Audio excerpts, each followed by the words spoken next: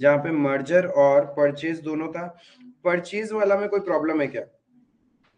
Purchase में problem नहीं है, प्रॉब्लम जो हुआ है वो मर्जर वाला पार्ट में हुआ है। ठीक है, आओ देखो साथ में देखते हैं फिर से, कोई दिक्कत नहीं है।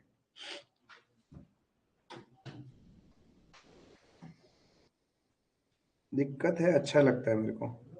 दिक्कत नहीं होने से ऐसा लगता है क्या पढ़ाऊंगा तुम लोग को, सब कुछ शक कैसे रहे हो। क्या बोल रहा है? Consider the following balance sheet of X limited and Y limited. ये उनका बैलेंस शीट दिया हुआ है। नीचे बोला X limited takes overs Y limited, यानी एक्स के साथ में वाई प्लस हो जाएगा, ये इसके साथ में प्लस हो जाएगा, right. And question is saying amalgamation is in the nature of merger, right. तो सबसे पहले एक चीज देखें, इक्विटी वालों को इक्विटी मिलना पड़ेगा, प्रेफरेंस को प्रेफरेंस, फ्रैक्शन के लिए कैश चलता है। तो यहाँ पे क्या किया, जो कंपनी खरीद रहा है यानी एक्स वाई को ले रहा है, उसने क्या किया, 3,50,000 equity shares of 10 each at par to the equity share holder of Y limited. अब एक चीज समझना, शेयर कैपिटल वाई लिमिटेड का पहले था कितना? इक्विटी शेयर कैपिटल 3,000 था। इसमें दो चीज है, एक इक्विटी शेयर्स और एक 14% प्रेफरेंस शेयर्स। तो वाई लिमिटेड का equity shares 30 lakh and 30 sorry 30 lakh and यानी टोटल 47 लाख। अब इनको बदले में, जब ये amalgamation in the nature of merger हो रहा है, बदले में एक्स कंपनी अपना दे रहा है, इस 30 लाख वालों को इक्विटी शेयर्स मिल रहे हैं कितने? 35 लाख, राइट। और प्रेफरेंस शेयर्स कितने हैं? 10% प्रीमियम में, दैट इज 18 लाख। तो टोटल कितना हो गया? 53,70,000। यहां तक क्लियर है? यहां तक कोई प्रॉब्लम? यानी जो शेयर कैपिटल 47 लाख था, अब हमने उनको दे दिया 53,70,000। दैट मीन्स मर्जर में हमने क्या पढ़ा था नोट्स में, कि जो एग्जिस्टिंग शेयर कैपिटल है उतना ही होना चाहिए। मर्जर का मतलब ही वही होता है, बट यहां पे हमने एग्जिस्टिंग शेयर कैपिटल कितना बदल गया, इंक्रीज हो रहा है, राइट। ये 6,70,000 का जो एक्स्ट्रा है, इसके लिए हम लोग क्या करेगा, जनरल रिजर्व से कम करेगा, अमालगमेशन एडजस्टमेंट बोल के, राइट। तो मेरा जनरल रिजर्व कितना है? अब जनरल रिजर्व पहले तो खुद का है एक्स लिमिटेड का, कितना? 5 लाख रुपए, राइट। ये खुद का तो वो अपना बैलेंस शीट में दिखाएगा, लेकिन जो कंपनी का जनरल रिजर्व लेके आ रहा है उसका कितना है? 2.5 लाख। टोटल 7.5 लाख है, ठीक है। इससे अपन क्या करेंगे, अमालगमेशन एडजस्टमेंट बोल के माइनस करेंगे कितना? 6.7 लाख। तो मेरा जनरल रिजर्व बच जाएगा 80,000। ये क्लियर है? अब तुम लोग को डाउट कहां था, कि आपका जर्नल एंट्री में जो आईसीआई ने किया है, यहां तक क्लियर है? अब डाउट ये है, जनरल रिजर्व 420 नेगेटिव कैसे हुआ, है ना। हमारे पास जिस कंपनी को हम खरीद रहे हैं उसका जनरल रिजर्व था कितना? 2,50,000। और एक्स्ट्रा कितना दे रहे हैं हम? 6,70,000। तो डिफरेंस कितना हुआ? 4,20,000। तो जनरल रिजर्व नेगेटिव जाएगा ना। अरे सबसे पहले वो क्या कोशिश करेगा, अपने वाले से थोड़ी करेगा, वो जो एक्स्ट्रा पे कर रहा है वो तो उसी कंपनी के जनरल रिजर्व से एडजस्ट करेगा। तो उसका जनरल रिजर्व नेगेटिव में चला गया। नेगेटिव जनरल रिजर्व जब उसके रिजर्व में आके ऐड हुआ तो पॉजिटिव 80,000 हो गया ना। पर ये तो ट्रांसफर की कंपनी में, तो उसने वो जो जनरल रिजर्व है उससे क्यों मतलब सेटल अप? बात तो ये कि तुम वहां नहीं करते, बाद में आके करते। तो फिर इसका तुम दो एंट्री कर सकते थे। देखो आप इलस्ट्रेशन नंबर 8 का अपन क्या क्या एंट्री कर सकते थे। लास्ट किया था अपन ने 10।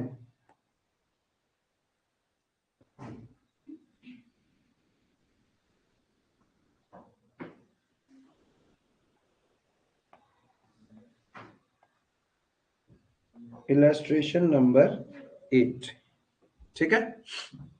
अब यहाँ पे मर्जर के केस में सिर्फ एक ही चीज ध्यान रखना होता है कि शेयर कैपिटल। ठीक है। सबसे पहले उसने खरीदा, कैलकुलेशन ऑफ परचेज कंसिडरेशन, क्योंकि चाहे मर्जर हो चाहे परचेज हो, हम शेयर होल्डर को पे तो कर ही रहे। ठीक है। इक्विटी शेयर होल्डर को हमने कितना पे किया? 35 lakh. And preference share holder को कितना पे किया? 18,70,000। तो टोटल 53,70,000। यहां तक कोई प्रॉब्लम नहीं है। तो हम मर्जर की एंट्रीज करते हैं books of X limited.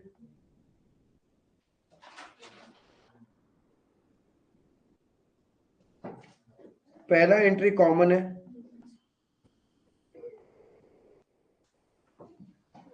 Business purchase account debit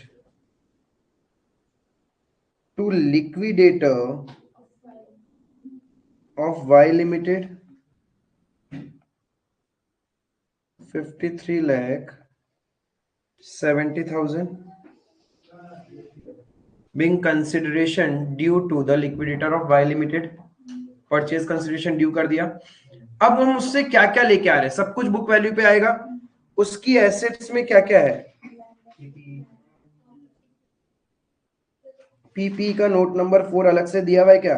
तो सब कुछ लिखा जाएगा। Land and building account debit 15,50,000। ICI की तरह मत करना। Land and building account debit 15,50,000 at book value. Plant and machinery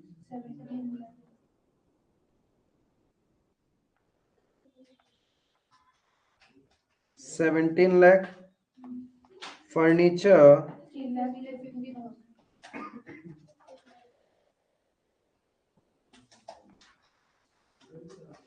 3,50,000। Then investment 5 lakh।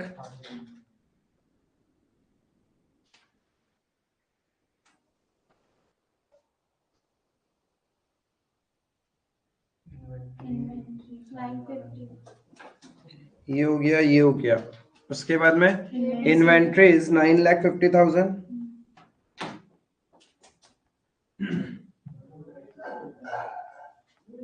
Next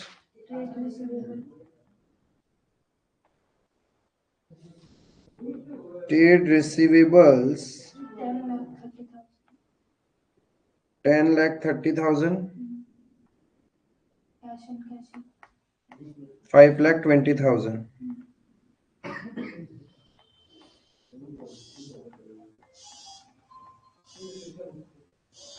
अरे अरे अरे, चाइना को भी फ्लॉप करता है इसका वाइब्रेशन तो। 5,20,000। एसेट्स पार्ट सारा हो गया।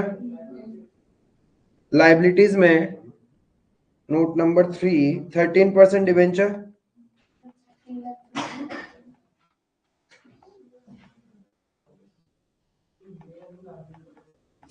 कितना? 3,50,000। और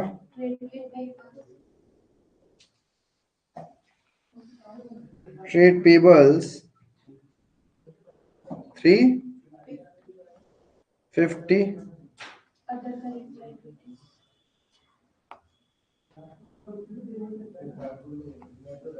other current liabilities 1.5 lakh.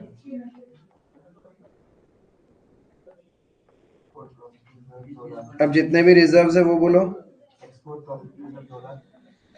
Export profit reserve 2 lakh. Investment allowance reserve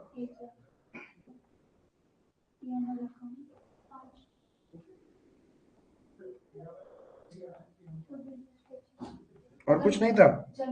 general reserve भी तो है, लिखो टू जनरल रिजर्व 2.5 लाख। अभी देखना एंट्री मैच नहीं होगा।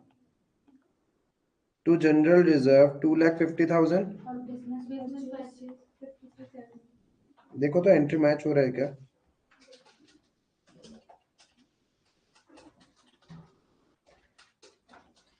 क्रेडिट साइड ज्यादा आ रहा होगा।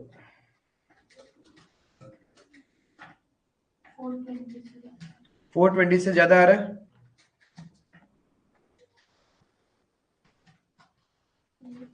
Amalgamation adjustment account debit 4 lakh, क्योंकि ये हमेशा मर्जर के केस में एंट्री मैच होना चाहिए। मैच नहीं हो रहा मतलब हम शेयर कैपिटल ज्यादा इश्यू कर रहे हैं, क्योंकि हर चीज तो बुक वैल्यू पे लेके आए। जो गड़बड़ करेगा वो यही चीज गड़बड़ कर रहा होगा। हाँ,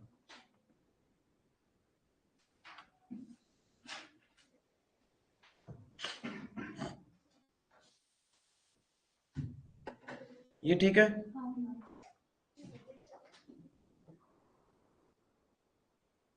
और राइट ऑफ क्या ही करना है, वैसे ही राइट ऑफ करने का जरूरत ही नहीं था। तुम बैलेंस शीट में तो वैसे भी माइनस करके दिखाओगे ना, तो वही हो जाएगा। उसके बाद लिक्विडेटर ऑफ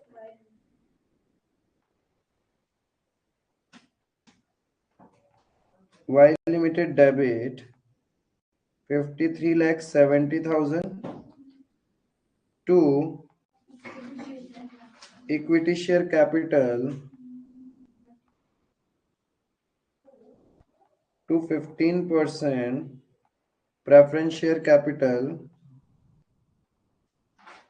18,70,000। वो जो प्रीमियम पे था उससे क्या, से क्यों नहीं दिखा? हम तो इतने ही दे रहे हैं, एक्स्ट्रा पे कर रहे हैं तो क्या हुआ, नंबर ऑफ शेयर्स तो इसी के अकॉर्डिंग जा रहा है।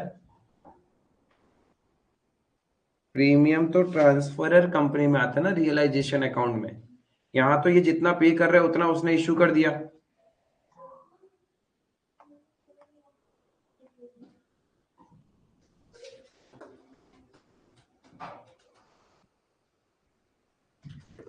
और क्या कर रहे हैं, 13% कन्वर्ट कर रहे हैं क्या। 13% डिवेंचर्स यहाँ लिख लेंगे, 13% डिवेंचर्स ऑफ वाई लिमिटेड।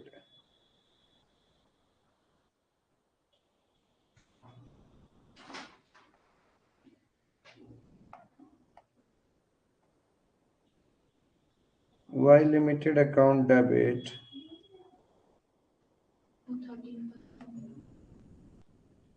उनको हमारी कंपनी के दे दिए टू 13% डिवेंचर।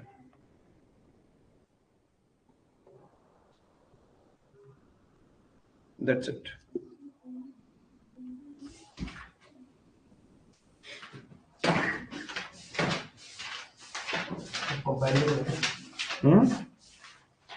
सारा हो पड़ी गया स्टडी में। ये समझ में आया क्या।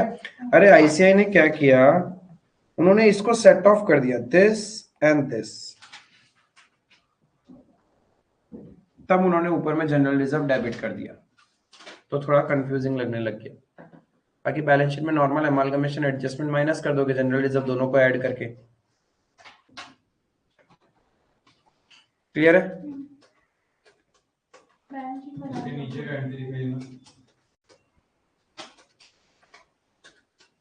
बैलेंस शीट में सब कुछ वैसे ही आ जाएगा, बस जनरल रिजर्व ऐड करके लेस अमालगमेशन एडजस्टमेंट कर देना, उसके अलावा कोई चेंजेस होना ही नहीं है।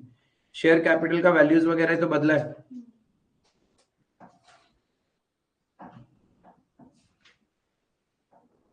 ठीक है, तो नंबर 8 था, 9 हो गया था अपना, 9 हो चुका,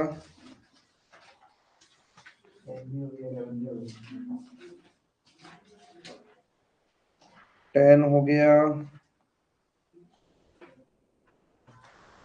11 भी। तुम लोग सब कुछ कैसे कर लेते हैं। देखो तो एमसीक्यूज, रीड एमसीक्यू, क्योंकि भाई 30 मार्क तो यही देके जाएंगे।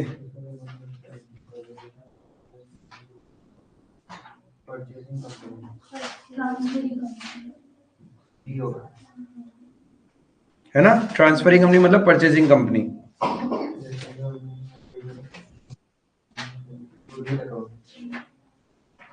If expense of liquidation of the vendor company are paid by the purchasing company, then in purchasing company book the accounts debited is goodwill. Goodwill to cash bank करते हैं अपन।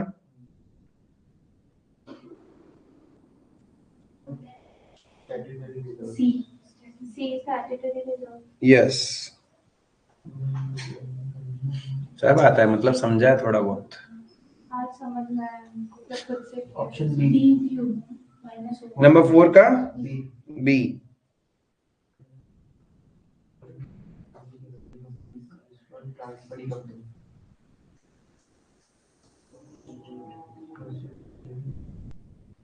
नहीं, इसी तो एमसीक्यू आएगा नहीं।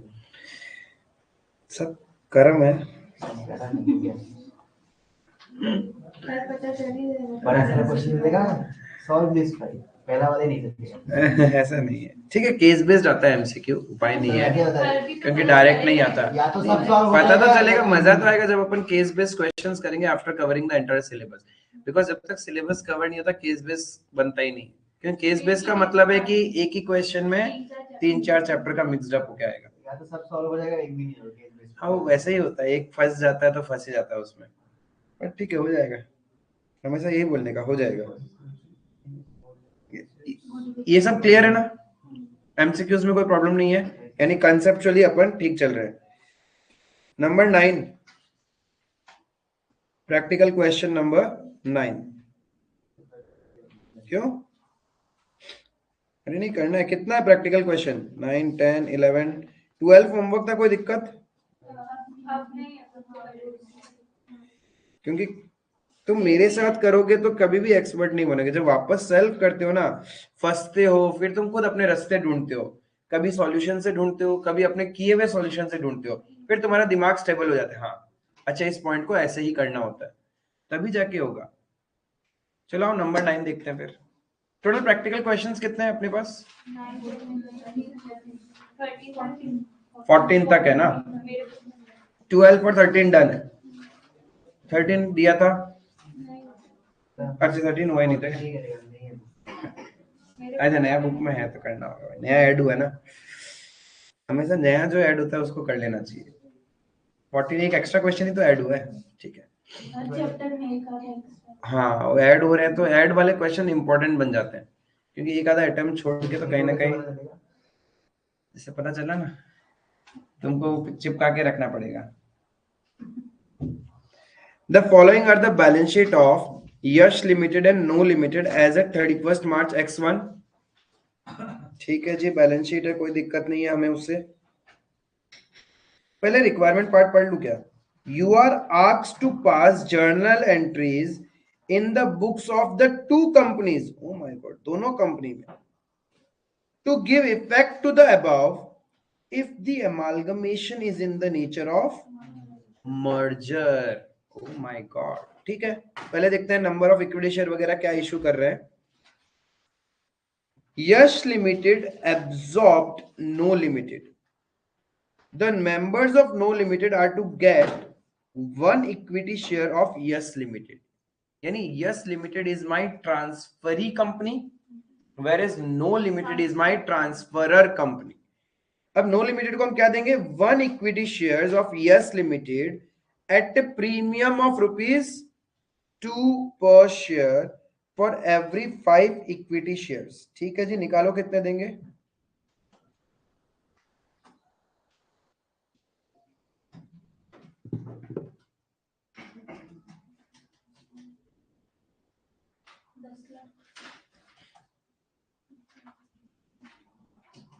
Value wise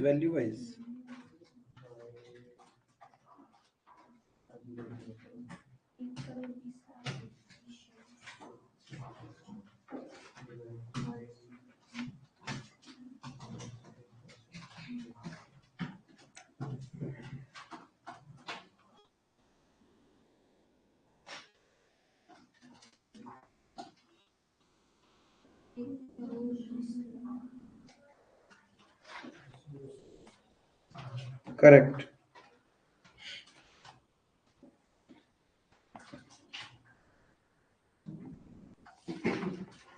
Calculation of purchase consideration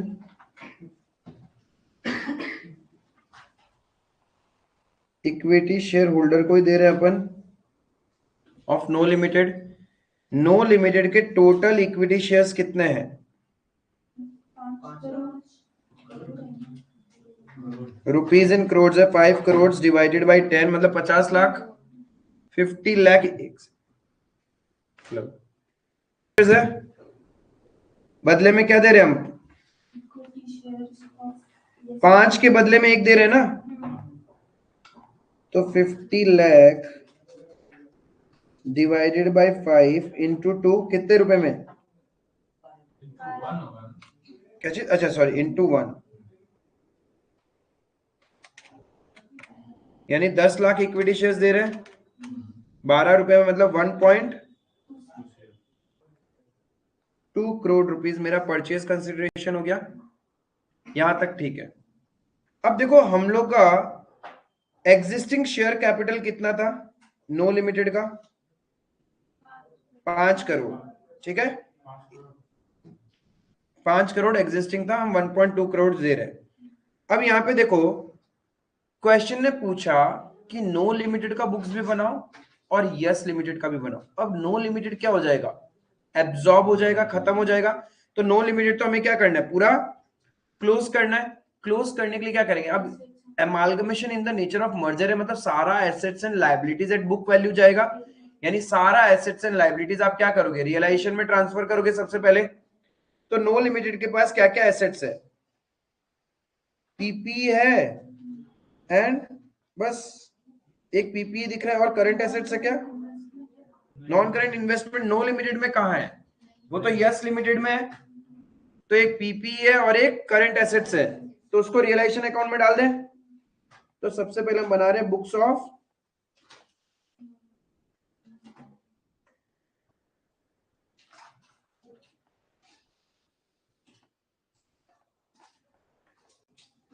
realization account debit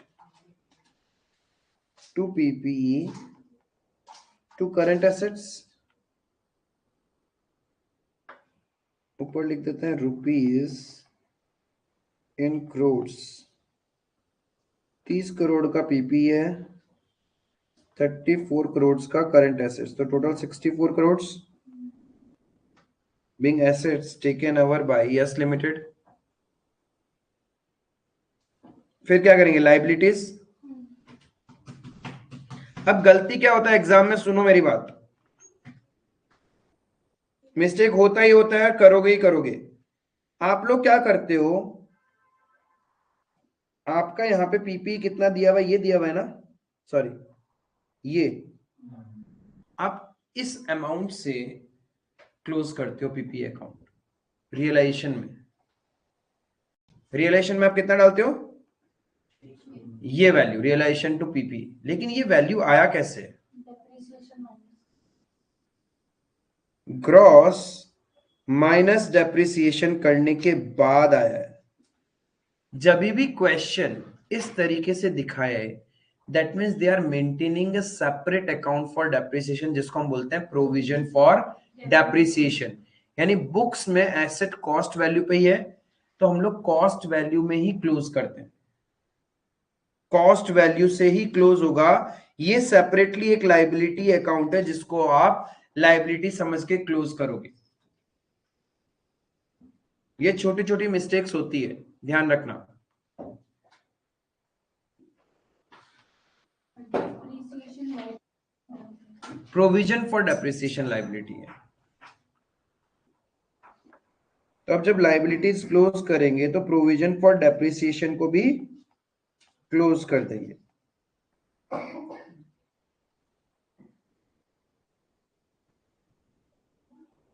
और क्या क्या लाइबिलिटी है हमारे पास? लॉन्ग टर्म बोरोइंग्स है, करंट लाइबिलिटीज है. लॉन्ग टर्म बोरोइंग्स में क्या है? unsecured loan from Yes Limited. Unsecured loan from Yes Limited 10 crore का। फिर करंट लाइबिलिटीज है 15 करोड़ का। To realisation 49 crore. सारा एसेट सारा लाइबिलिटीज क्लोज। नेक्स्ट क्या करते हैं? ड्यू एंट्री उससे लेना है ना, तो yes limited debit to realisation account.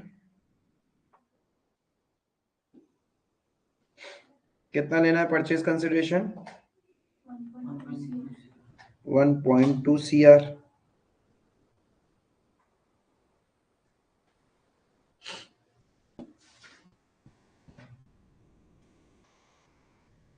और कौन से अकाउंट ओपन रह गए? Equity share capital, reserves and surplus, वो सब है ना बैलेंस शीट के अंदर।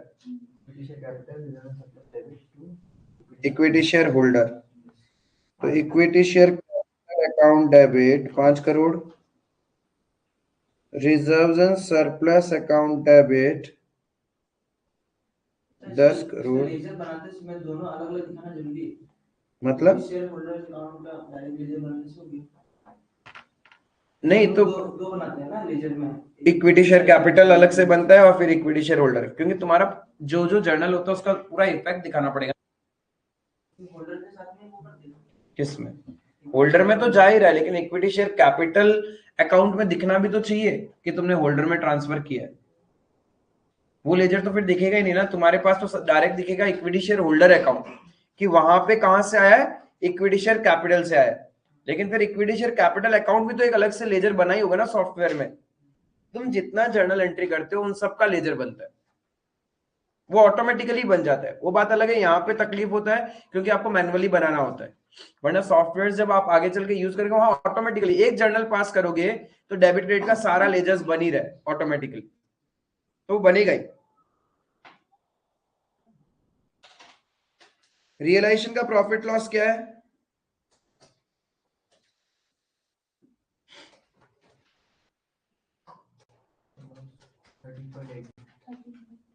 तो वो भी तो डालो, कहां जाएगा वो?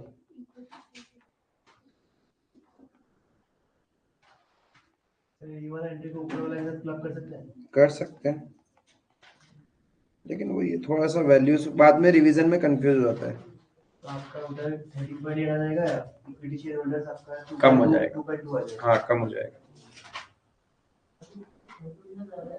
ये नेट लॉस फ्रॉम रियलाइजेशन हो गया।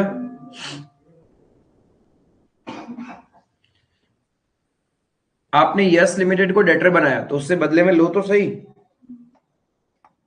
क्या लेंगे? Equity shares to yes in yes limited.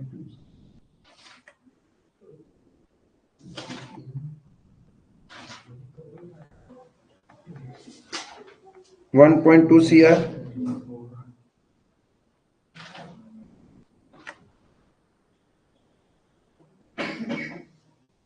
और ये किसको दे देंगे? उतना ही तो वैल्यू बचा था उसका।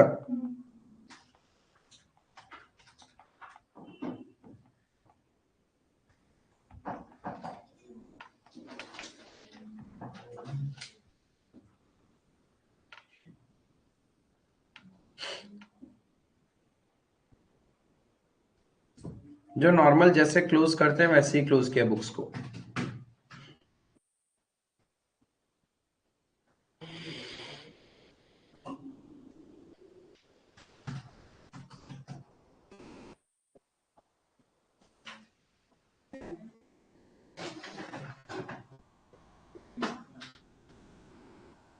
यहाँ ठीक है, ये तो हो गया बुक्स ऑफ नो लिमिटेड। अब हमें बनाना है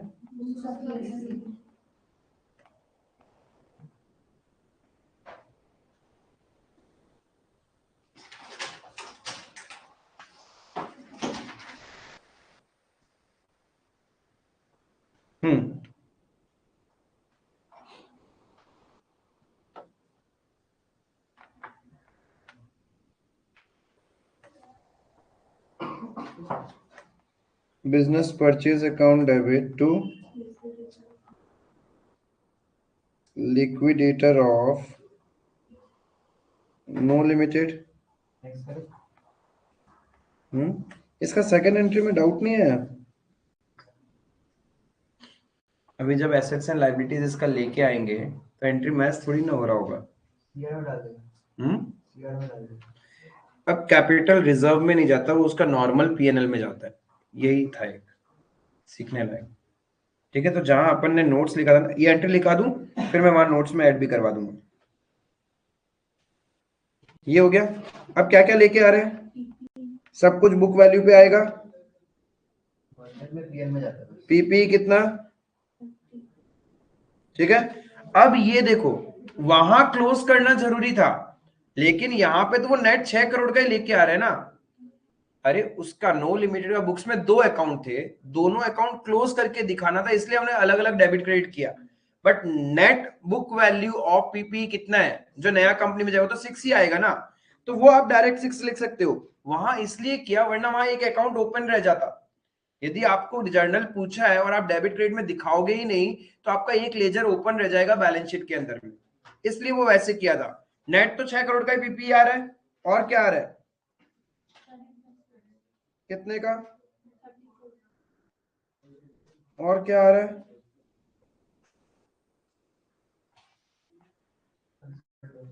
लोन फ्रॉम यस लिमिटेड कितना? करंट लायबिलिटीज 15 और बिजनेस परचेज 1.2। अरे और भी तो रिजर्व एंड सरप्लस भी तो आएगा। It is in the nature of merger, सब कुछ आएंगे। ये कोई परचेज नहीं है, तो उसका रिजर्व एंड सरप्लस भी आएगा हमारे पास। क्या क्या है रिजर्व एंड सरप्लस में? डायरेक्टली लिखा हुआ है ना रिजर्व एंड सरप्लस। अरे ये सब गलतियां होती है। It is not in the nature of purchase, nature of merger है। मर्जर में सब कुछ आएगा उसका। ठीक है।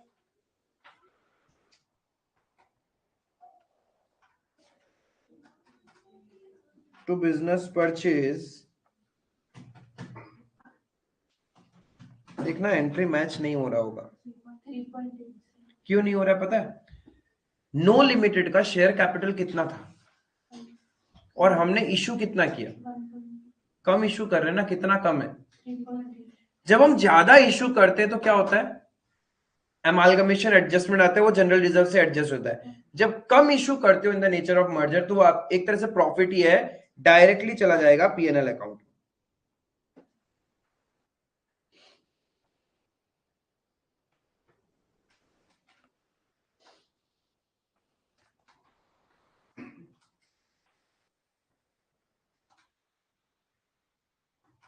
इसको सरप्लस ही बोलते हैं, मर्जर में फायदा हुआ है। समझ में आया? थोड़ा सा नोट्स में जाएंगे ऊपर, कहाँ लिखा था हमने?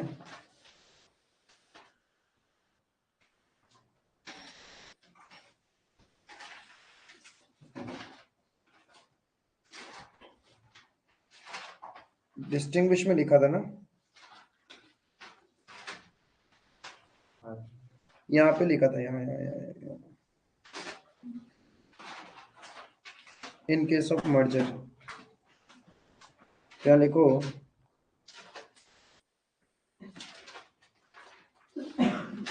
In case of merger, if capital issued is less than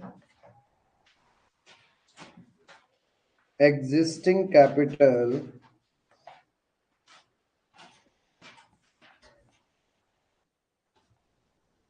difference is treated as surplus. Difference is treated as surplus, which is transferred to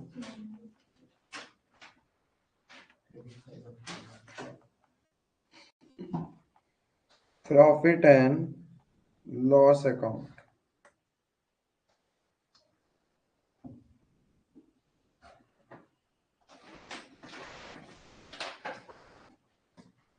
ठीक है।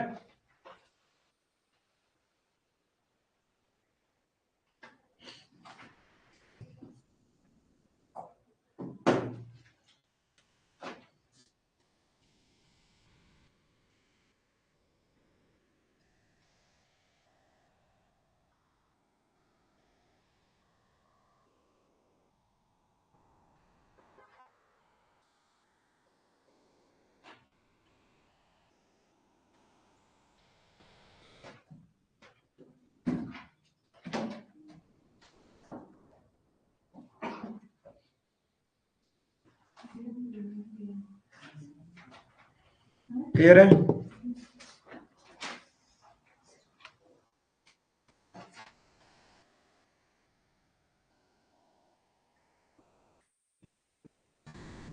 ये हो गया। अब अपन क्या करेंगे, लिक्विडेटर को दे दें। Liquidator of no limited debit to equity share capital to securities premium, क्योंकि प्रीमियम में इशू किया हमने 2 रुपए प्रीमियम पे, तो 10 लाख शेयर्स इंटू 10 रुपए 1 करोड़, और बाकी 2 रुपए प्रीमियम। और कुछ बोला है क्या? Loan from AS Limited to loan to non-limited.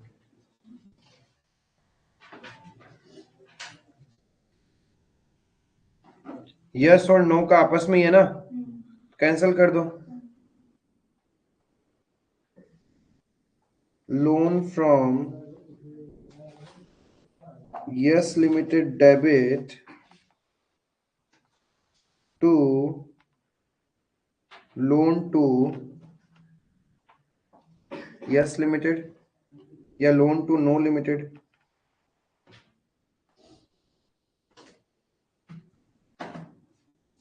being mutual owings cancelled।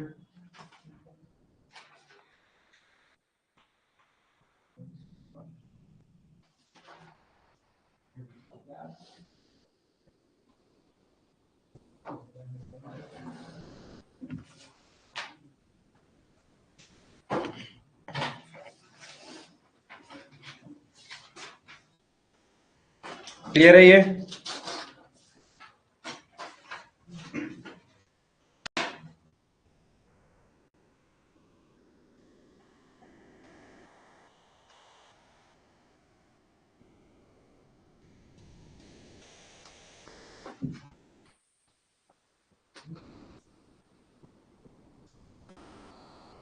दिक्कत नहीं है? मर्जर वाला क्वेश्चन समझ में है? सब कुछ बुक वैल्यू में, बस अपने का फोकस क्या होना चाहिए, जो शेयर कैपिटल इशू किया है क्या वो एग्जिस्टिंग से ज्यादा है या कम है। ज्यादा है तो एमलगमेशन एडजस्टमेंट के थ्रू एडजस्ट कर देंगे, कम है तो पीएनएल में चला जाएगा। ठीक है।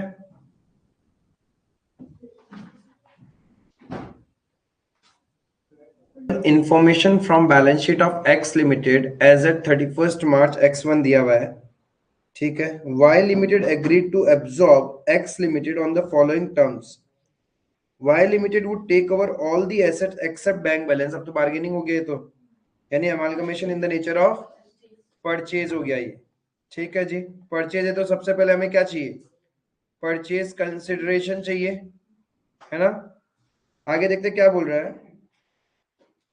And patents eight their book values less 10%। Patents को भी लेके जाएगा, लेकिन कैसे, 10% कम वैल्यू पे लेके जाएगा। ठीक है जी, कम वैल्यू पे ले जाएंगे, हमें क्या प्रॉब्लम है। आगे बोल रहा है goodwill is to be valued at 4 years purchase of super profit assuming that the normal rate of return be 8% on the combined amount of share capital and general reserve। बाप रे, गुडविल डाल दिया। Partnership में पढ़ा था super profit method, नहीं पढ़ा? ए भगवान, अरे सुपर प्रॉफिट क्या था, normal profit minus actual profit. Actual profit बोलो या फिर एवरेज प्रॉफिट बोलो, कहाँ कराऊं मैं तुम लोग को।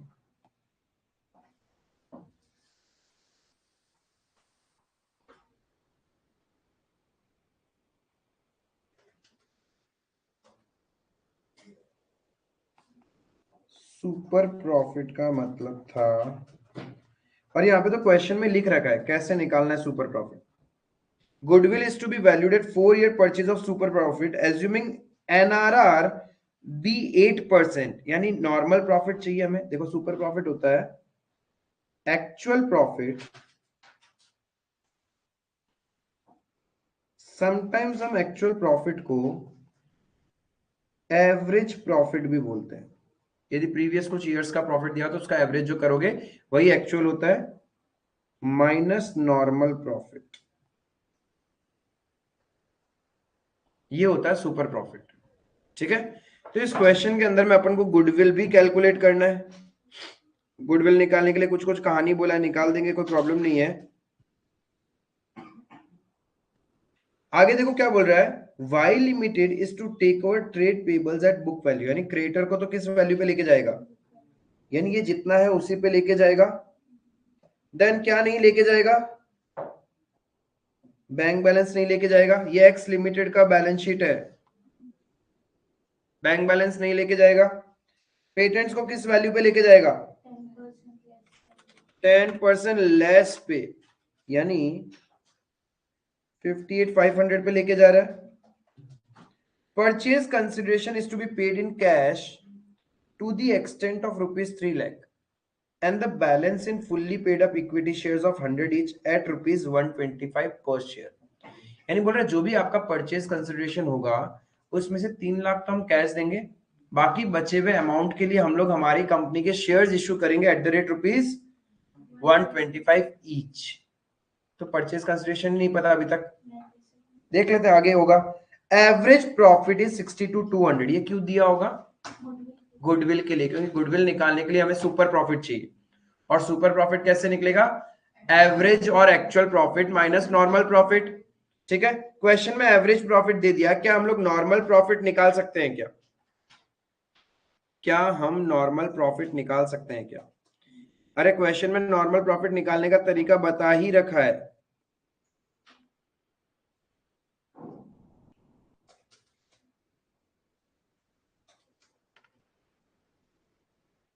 Share capital plus general reserve कर लो, उसका 8%।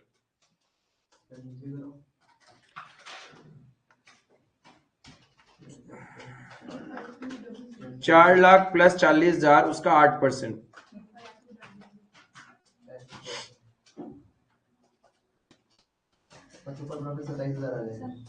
Liquidation expenses 8,000। Y Limited sold prior to 31st March goods costing इतना to X Limited. Oh my God, Y ने एक्स को बेचा, खरीद कौन रहा है, who is the transferor, who is the transferee in this question, यानी वाई एक्स को खरीद रहा है। ये खरीदने मतलब जब वाई एक्स कंपनी को बाय कर रहा है उसके पहले इन दोनों के बीच एक ट्रांजैक्शन हो रखा था।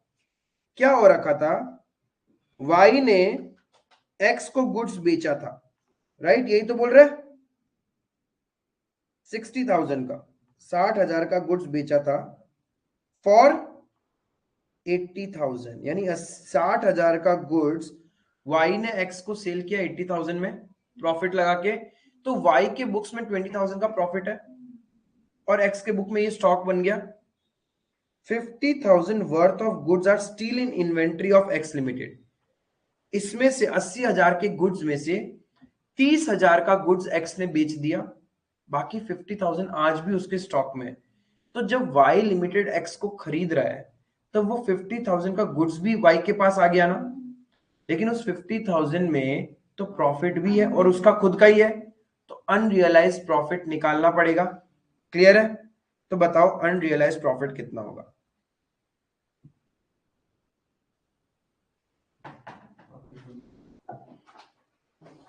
वाई ने एक्स को सेल किया,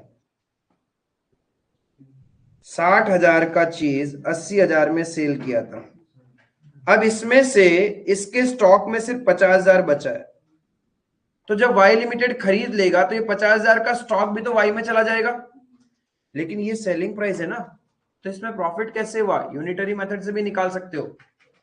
80,000 की वैल्यू पे 60,000 का प्रॉफिट होता है। यस,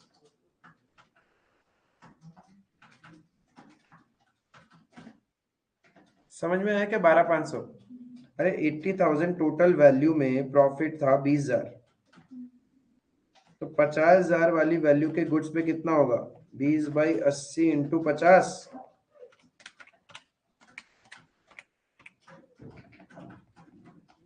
12,500 रुपए। समझ में आया क्या?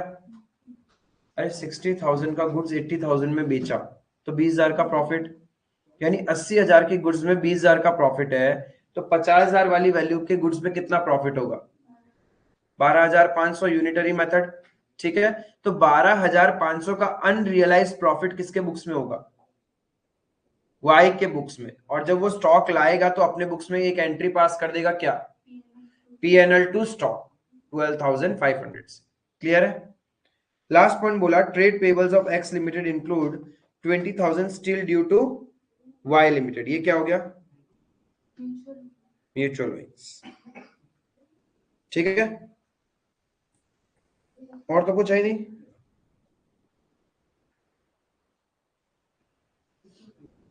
शिट, गलती हो गया क्या अपने से? पहला ही लाइन में, Y limited would take over all the asset except bank balance and patent. ये दो तो वो लेगा ही नहीं, सारा एसेट्स ले जाऊंगा, बैंक बैलेंस और पेटेंट्स नहीं लेके जाऊंगा, और बाकी जितना भी एसेट्स है कितने पे लेके जाऊंगा? 10% लेस में लेके जाएगा। एसेट्स बचा कौन सा? Building, machinery, inventory, trade receivables, ये तीन वो लेके जा रहा है 10%। तो शेयर इश्यू एक्सपेंसेस क्या होगा?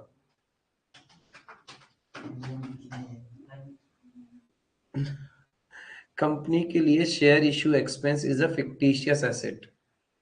राइट ऑफ नहीं किया आपने, खर्चा हो गया, तो शेयर इश्यू करने के टाइम खर्चा हो गया, धीरे धीरे करके राइट ऑफ करते हैं ना, तो ये वो है।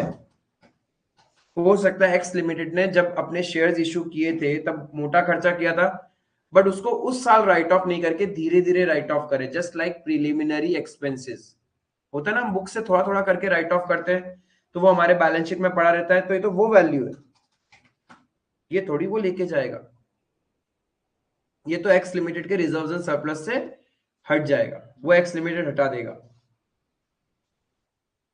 माथा काहे पकड़ ली? समझ में आया? क्लियर है शेयर इश्यू एक्सपेंस वाला? अरे जैसे discount on issue of debenture आप राइट ऑफ करते हो, गुडविल राइट ऑफ करते हो, वैसे शेयर इश्यू एक्सपेंसेस होता है। अब आपको करना क्या? Show the necessary ledger accounts to close the books of X limited and prepare the balance sheet of Y limited as at 1 April after the take over. अब यानी मुझे एक तो ट्रांसफरर कंपनी का बुक्स क्लोज करना है और transferee company का बैलेंस शीट बनाना है। यहां तक क्लियर है? लेकिन ये जो 12,500 ये गलत था, और भी कहानी होगा ना, लेस में लेके जाएगा वो। चलो मैं बाद में समझा दूंगा, कोई बात नहीं, पहला लाइन में ही लिखा हुआ था, लेकिन पहले बुक्स क्लोज करना सीखो। बुक्स क्लोज करना बताओ, जो जो एसेट्स एंड लाइबिलिटीज लेके जा रहा है उसको हम क्या करेंगे? किस वैल्यू पे? बुक वैल्यू पे। ठीक है, सबसे पहला काम बुक्स ऑफ एक्स लिमिटेड करते हैं, फिर आगे समझते रहेंगे। Books of X limited, purchase consideration निकाला था क्या? 6,05,000 आया था, इसमें 3 लाख वैसे देगा। नेट एसेट्स 6,05,000 आया था। यस, सबसे पहले अपन को परचेज कंसिडरेशन निकालना पड़ेगा कुछ भी करने से पहले।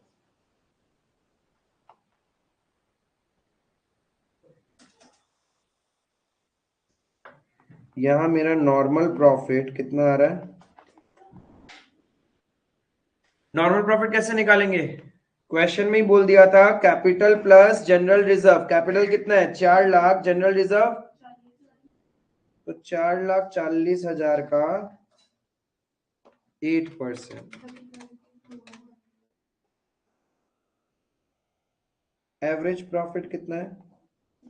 62,000। क्वेश्चन में दिया हुआ है, तो सुपर प्रॉफिट हो जाएगा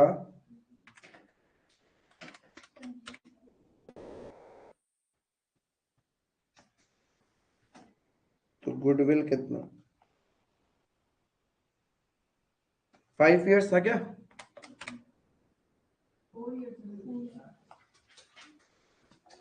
4 है क्या 4 years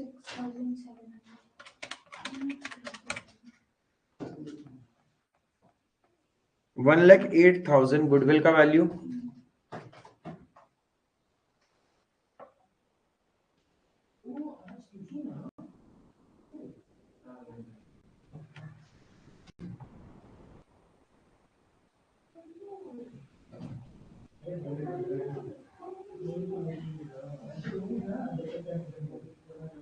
रिटेंशन अकाउंट में जो हम लोग बाई ट्रांसफर अकाउंट लिखे था उसमें 650 लिखे 6,05,000 लिखे था 3,05,000 पूरा अरे वो तो उसका पेमेंट करने का तरीका है कुछ कैश में दे रहा है कुछ इक्विटी में दे रहा है कैलकुलेशन ऑफ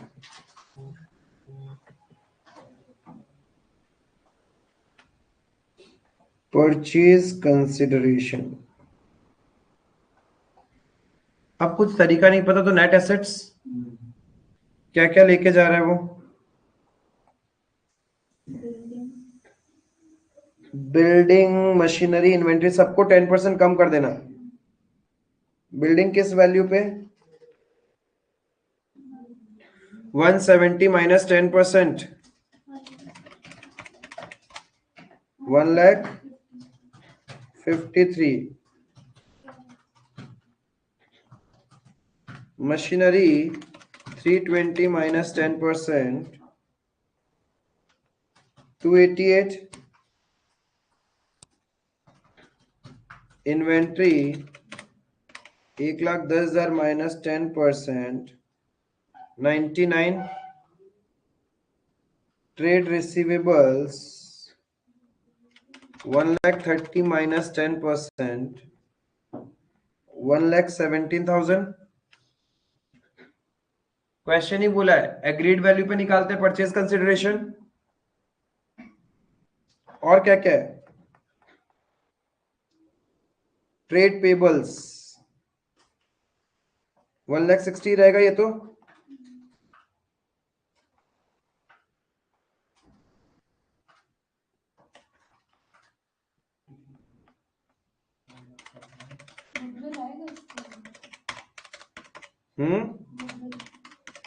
वो इतना का एसेट्स लेके जा रहा है तुमसे उस हाँ और कितना था गुडविल एक्स्ट्रा दे रहा है ना वो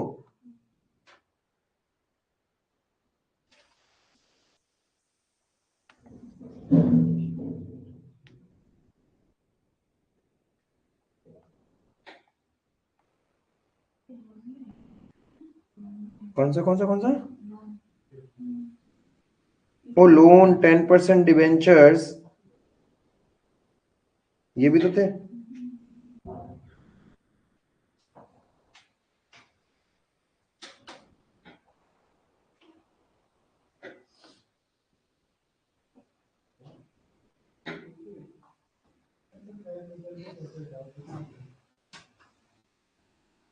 नहीं लेके नहीं जा रहा लोन एंड डिवेंचर्स कहाँ लेके जा रहा है वो बोला ही नहीं है क्वेश्चन ने बोला एसेट्स लेके जा रहा है जिसमें से 2 एसेट्स नहीं लेके जा रहा that is bank and patent बाकी जितना भी एसेट्स लेके जा रहा है कितने पे लेके जा रहा है 10% लेस पॉइंट नंबर 2 में क्या लिखा ट्रेड पेबल्स क्या बाकी के बारे में लिखा है क्या कि डिवेंचर्स और लोन लेके जा रहा है मतलब नहीं लेके जा रहा परचेज के केस में तो क्या होता है क्वेश्चन खुद बोलता है सामने वाला क्या क्या लेके जा रहा है वरना क्वेश्चन बोलता other liabilities at book value तो इतना ही लेके जा रहा है तो मेरा परचेज कंसिडरेशन कितना आ गया याद नहीं रहेगा तो वहां लिख के रख लो नहीं लेके जा रहा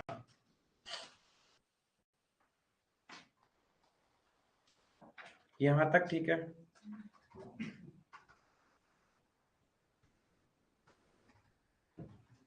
गुडविल वाला क्लियर है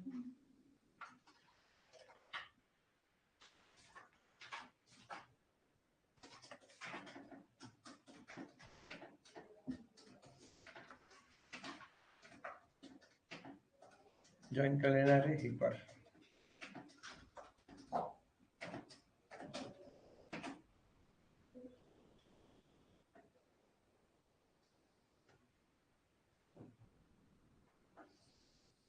ठीक है, तब करना क्या है, बुक्स ऑफ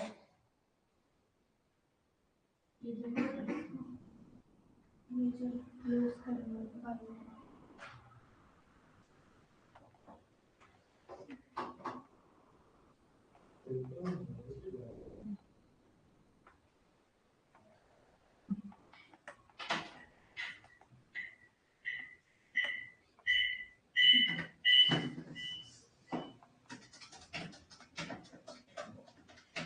जितना एसेट्स एंड लाइबिलिटीज लेके जा रहे हैं बुक वैल्यू ट्रांसफर कर दो।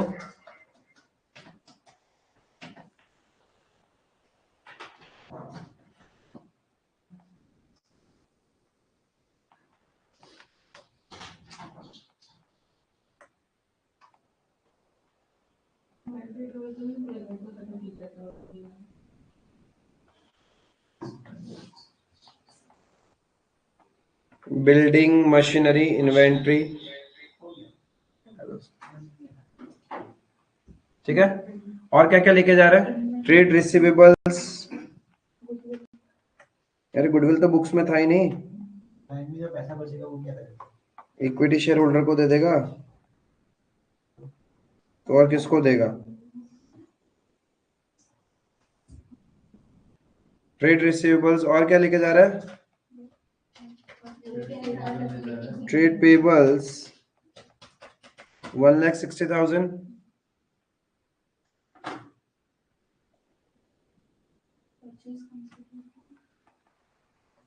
by Y Limited 6,05,000, तो Y Limited अकाउंट बनाना पड़ेगा।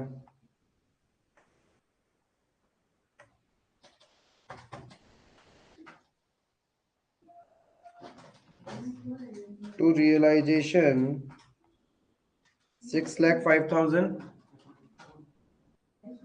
बदले में वो क्या दे रहा है, बाय बाय 3 लाख तो ये दे रहा है, और बाकी by equity share in Y limited 120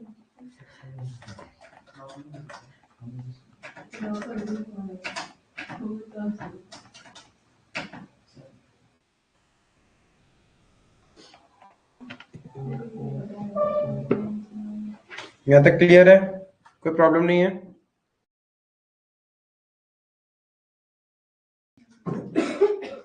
अरे लाइबिलिटी के बच गए थे ना, 10% डिबेंचर अकाउंट था एक,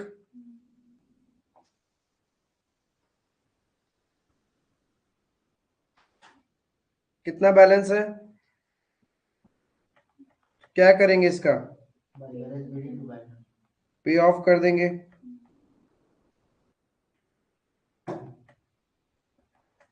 फिर एक लोन अकाउंट था,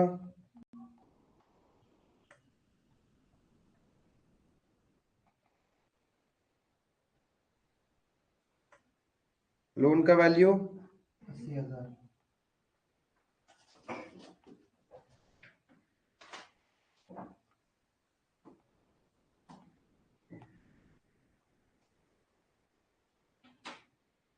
इन शॉर्ट बैलेंस शीट के सारे अकाउंट्स को क्लोज करना है।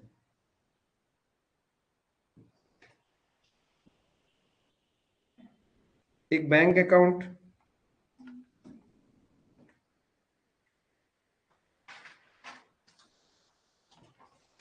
बैंक में ऑलरेडी कितना पैसा था, देखो क्या क्या क्लोज हो गया तुम्हारा, building close, machinery close, inventory close, trade receivables close, trade payables, loan, debentures, patent कहाँ क्लोज किया हमने,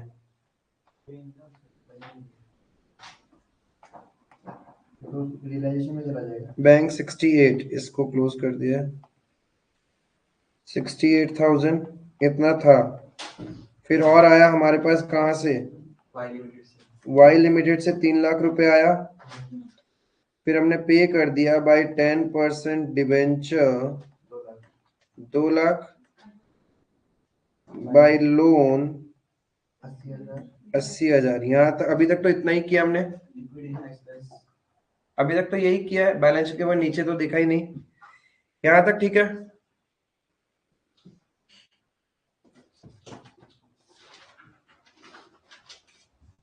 देन और कौन सा लेजर रह गया? शेयर इशू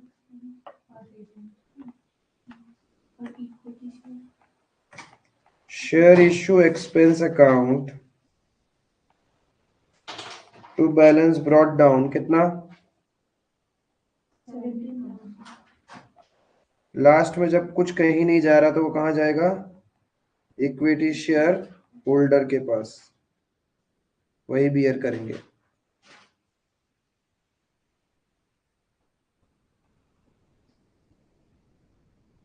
तो share issue expense closed.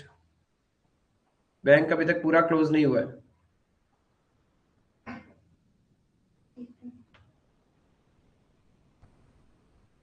Patent से 65,000।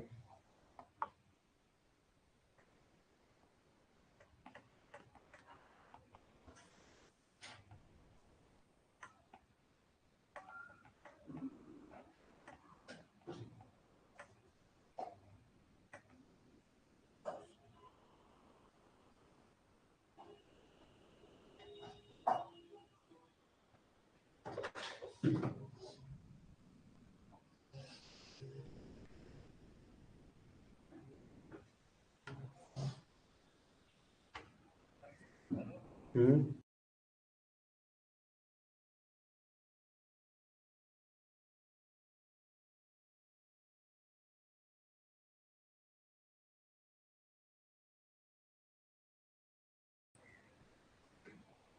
और क्या रह गया? Equity share equity share. Equity share capital account बनाओ। क्या कंटाल आता होगा ना तुम लोग को, क्या है ये सब, कितना कुछ दिमाग में रखो। ये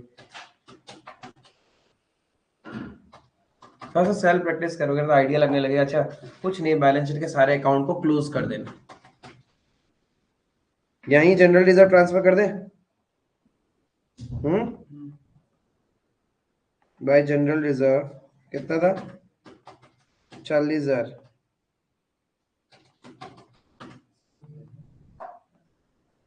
टू इक्विटी शेयर होल्डर 4,40,000।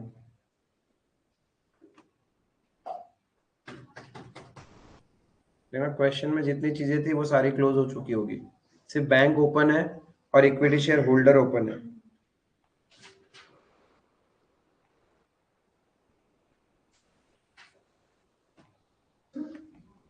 एक आया बाय इक्विटी शेयर कैपिटल 4,40,000। और क्या आया? Share issue expense to patent 65,000। और share issue to share issue expense 17,000। और तो कहीं नहीं है अभी तक। पेटेंट्स को उधर भी डाला है, क्या चीज? इसमें रिलायंस में डाल दिया। क्या चीज? अल्टीमेटली जा तो वो उन्हीं के पास रहे, उनके डालने से क्या होगा? अपन ने तो जो कंसेप्ट सीखा है कि जो जो एसेट्स एंड लायबिलिटीज लेके जाएगा उसी को बुक वैल्यू में रियलाइजेशन में डालेंगे। बाकी जो नहीं हो रहा है लायबिलिटीज को पे ऑफ कर देते हैं और बाकी कुछ रह गया तो वो मालिक के पास चला जाएगा। यहां तक ठीक है? यहां तक हो गया क्या?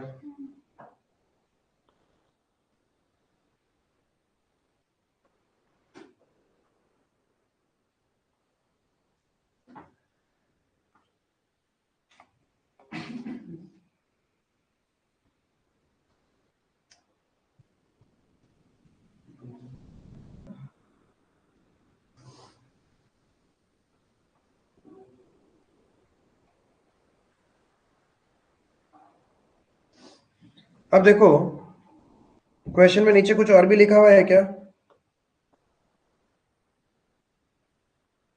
Liquidation expenses amounted to 8,000। तो एंट्री क्या होगा?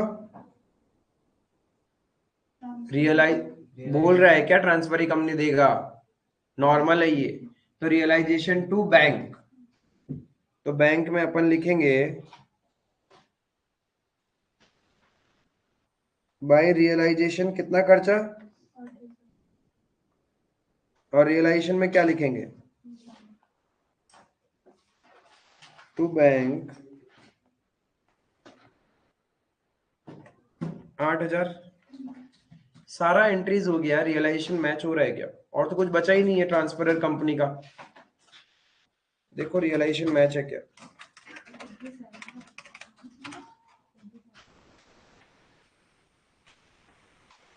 27 का 27 डेबिट साइड ज्यादा है या क्रेडिट साइड? क्रेडिट ज्यादा तो loss profit to equity share holder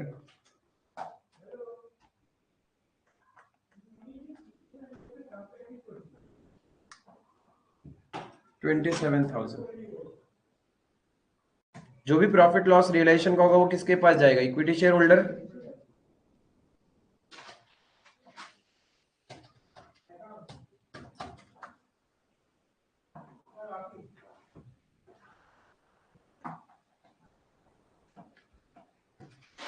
और इक्विटी शेयर होल्डर में लिख देते हैं बाय रियलाइजेशन।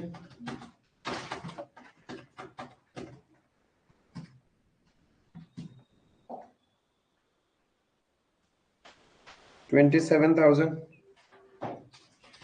अब इनको और क्या क्या मिल रहा है? बैंक का फाइनल बैलेंस कितना है? 68 प्लस 3 लाख माइनस 280 माइनस 8, ये 80,000। तो by equity share holder 80,000। Bank account close.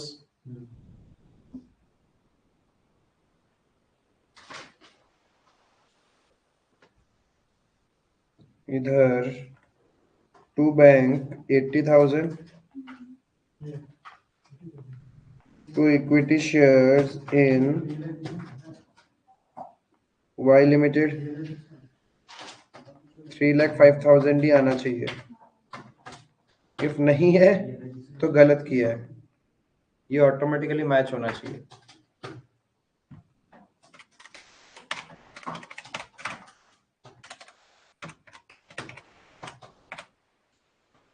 Match हो रहा है, थैंक गॉड।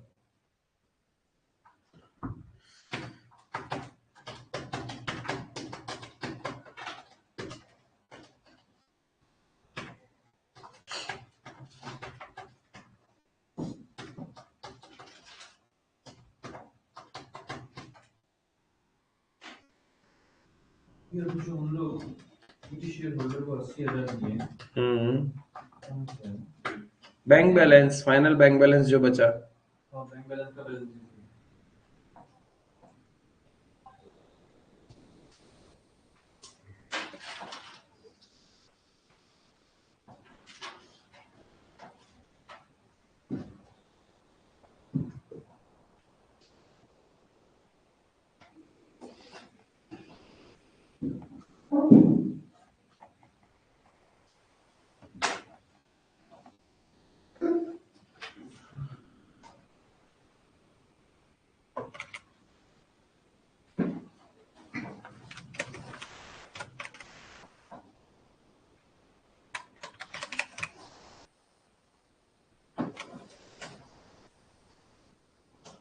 सीखो और एक पॉइंट, अनरियलाइज प्रॉफिट वाला।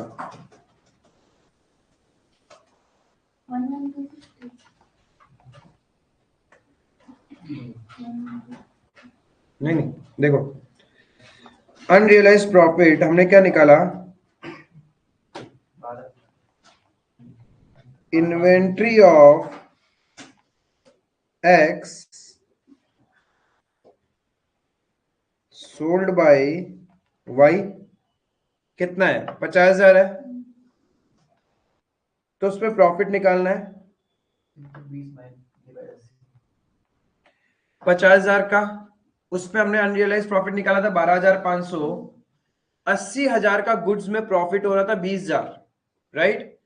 तो इसका मतलब 50,000 वाले में कितना हो गया?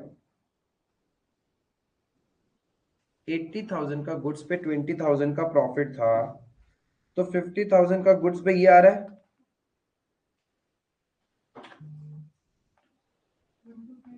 $12,500, ये ठीक है। अब वेट करना, जब y लिमिटेड x को लेके आ रहा है तो वो इन्वेंट्री भी लेके आ रहा है उसका, बट वो सारा का सारा एसेट्स किस वैल्यू पे लेके आ रहा है? 10% लेस। तो माइनस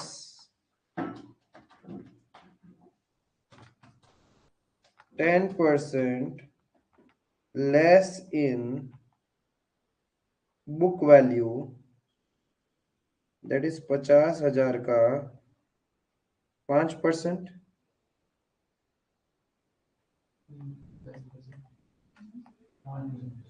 सॉरी 10%, 5,000 तो कम ही ला रहा है, तो एक्चुअल में उसका प्रॉफिट में जो इम्पैक्ट जाएगा वो कितना जाएगा? तो हम लोग 45,000 क्यों नहीं निकालना है? निकलेगा ही नहीं। क्यों? तुम यदि 45,000 पे निकालोगे तो तुम ये सोच लोगे कि तुम्हारा सिर्फ 45,000 का स्टॉक बचा है। प्रॉफिट उसके बुक्स में पहले कितना है वो देखना पड़ेगा ना। वाई लिमिटेड के बुक्स में कितना प्रॉफिट उसने बना रखा है? उसमें तो 12,000 ही बना रखा है ना, 12,500। यदि तुम 45,000 पे निकालोगे तो तुमने 5,000 का प्रॉफिट ये मान लिया कि रियलाइज हो गया। वाई लिमिटेड की बुक्स में तो उसने तो 50,000 वाला प्रॉफिट दिखा रखा होगा ना, तुमको तो उसके प्रॉफिट से कम करना है। तो बोलते हैं 12,500 का मेरा अनरियलाइज प्रॉफिट है, जिसमें से मैं खुद 5,000 राइट ऑफ ही कर रहा हूं जब खरीद रहा हूं। तो अल्टीमेटली तो अभी भी अनरियलाइज कितना बच गया उसके पॉइंट ऑफ व्यू से? यदि वो इन्वेंट्री कम नहीं करके लेके आता तब वो अपने बुक्स में अनरियलाइज प्रॉफिट 12,500 ही माइनस करता ना। बट वो खुद बोल रहा है कि 5,000 तो हटा दो, राइट ऑफ कर दो। तो हम प्रॉफिट से तो 5,000 राइट ऑफ करेंगे, स्टॉक से थोड़ी राइट ऑफ करेंगे। स्टॉक को तो वो अपने बुक्स में क्या दिखाएगा? कॉस्ट वैल्यू पे दिखाएगा ना। तो इसीलिए अनरियलाइज प्रॉफिट जो होगा वो 7,500 होगा। यदि तुम 45,000 पे निकालोगे तो तुम्हारा वैल्यू आ रहा होगा कितना? 11,250, यानी फिर अनरियलाइज तो ज्यादा हो गया तुम्हारे लिए, क्योंकि वो खुद बोल रहा है 10% लेस करना है बुक वैल्यू पे। तो उसके पॉइंट ऑफ व्यू से बुक वैल्यू तो 50,000 ही है ना।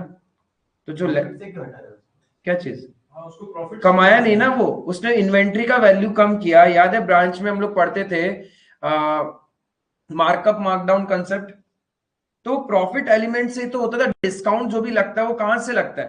कॉस्ट वैल्यू से थोड़ी लगता है। वो तो प्रॉफिट पार्ट कम हो जाता है तुम्हारा। यानी जो चीज तुम सोचा 12,500 उसमें 5,000 खुद कम कर रहा है, तो तुम अपना प्रॉफिट कम करेगा ना, तुम कॉस्ट को थोड़ी कम करेगा। कॉस्ट तो वही रहेगा। तो ये वही सेम कंसेप्ट है।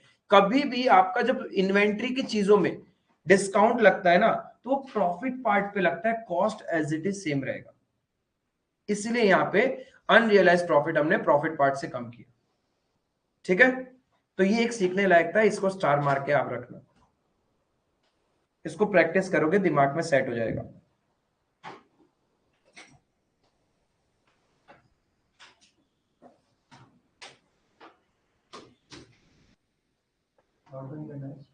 क्या रह गया अब इसमें? बैलेंस शीट रह गया इसी क्वेश्चन का। इसी क्वेश्चन में बैलेंस शीट भी है। चेहरा तो ऐसे देखा है, शर्म नहीं आ रहा आपको? देखो हालत खत्म है। बोल दो ना एक बार अंदर से कर लेना।